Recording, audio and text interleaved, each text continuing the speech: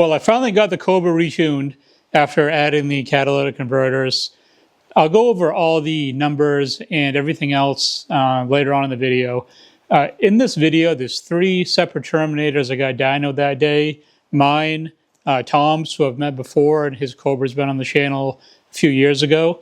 He had his done again, and there was a Dark Shadow Gray Terminator that was there as well. As far as mine, the only thing that changed on mine from the last time it was dyno tuned to this time was adding the cats. We were just making sure that I wasn't going to make too much boost, and I don't want to be over that limit of what I should be making for boost with adding cats to it. Tom's car, he had a set of long tubes added. That was the only thing that changed from his setup from before. I believe it's a 2.9 upper that he has on it on the stock Eden and stock lower pulley. So he has long tubes on it, and Stinger, same as mine. Car sounds amazing. I'll have some clips of that in this video as well. And the third car, the Dark Shadow Gray one, had a 2.9 Whipple with a crusher on it. This car used to be on E85 and made like 815 at one point, but he wanted it tuned on 93, so that's why he was there. I'm going to run through and show you guys the dyno runs and the numbers that each car put out, and then I'll pick this back up and do some a little bit of analysis and explaining of what the numbers, well, why they came out to the way that they did. I thought this would be a real good video too, to compare my 2.3 Whipple to a 2.9 to see what the real difference is, but there was some problems, and I'll explain that as well. Just one caveat before I get to the dyno portion. It was 80 degrees where we were that day. We were down in New Hampshire, and it was really, really warm that day. Today, where I am, 2 hours north of where the car was dynoed, you could wear a sweatshirt today. It's not that warm. It's barely 60. Down there was 80 and sunny.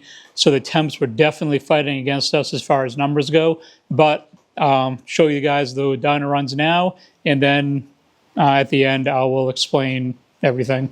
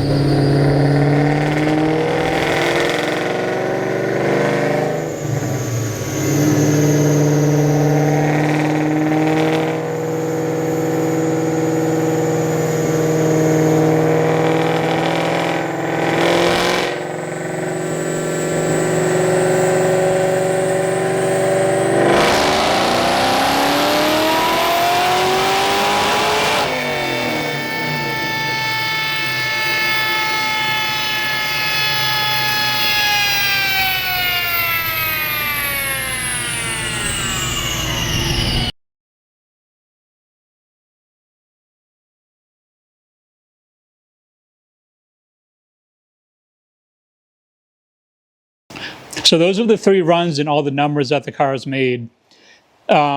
Previously, Tom's car, I believe he told me he made 508 or 505 with the Eden with the pulley on it when it was dynoed before on Pete's dyno. And this was the same dyno that these cars were tuned on before.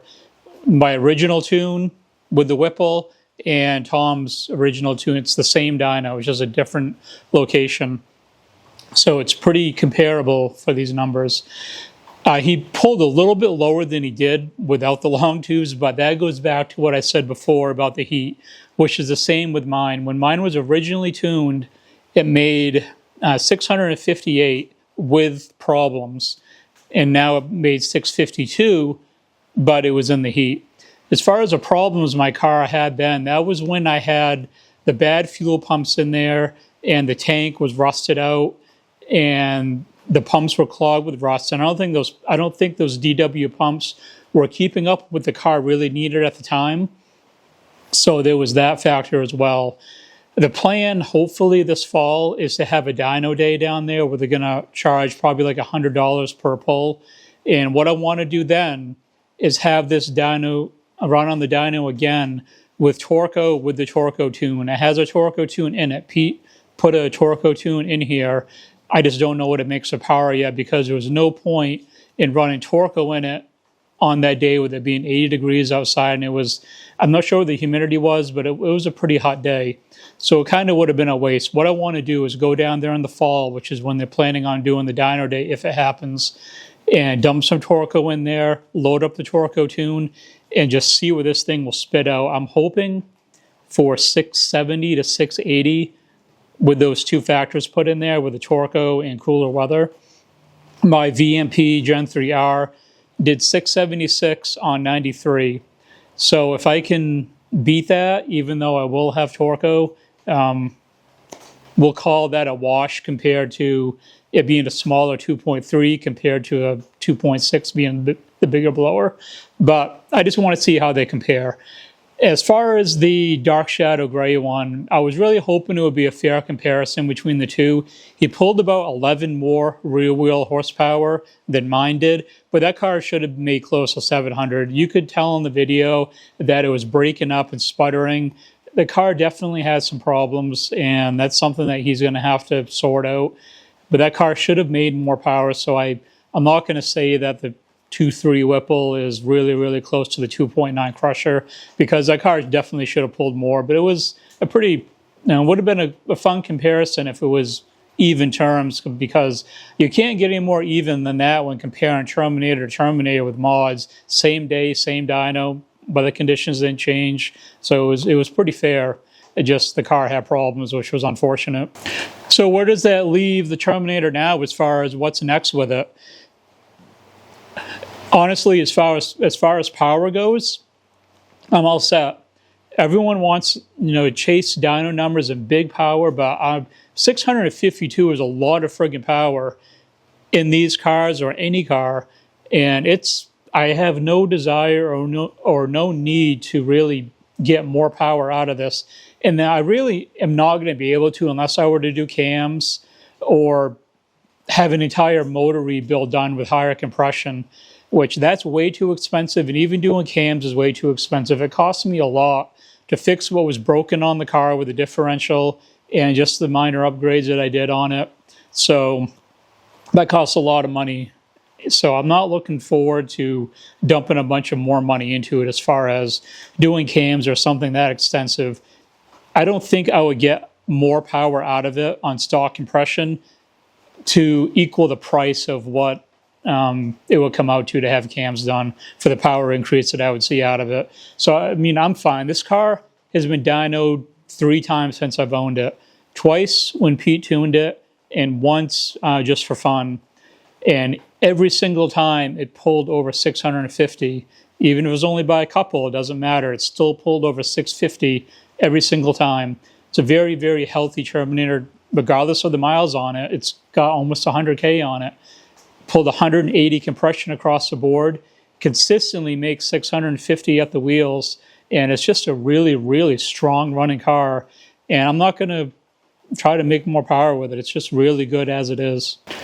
As far as a quick update on some of the stuff I mentioned before, I mentioned that the Harpel AutoFab tanks, I had bought those a while ago. I'm recording this video on a Wednesday. You guys are watching it the next Saturday when I'll publish it. The tanks are being shipped on Thursday, so between recording this and when you guys watch this, the tanks will be shipped. And at some point, I would like to take those old other tanks off that are on it now, get the Harpel tanks on there. It all depends on my available time and all that stuff, but it is pretty high on the priority list to try and get that done before too long. I know I had uploaded a video for a couple of weeks. I'm on vacation right now, which helps, but I don't have any more time than I did when I'm at work. I've just been so busy with other stuff. I've been doing load development on my 6.5 Creedmoor precision rifle. If you guys want to check that stuff out, I'll have more videos on that pretty soon too.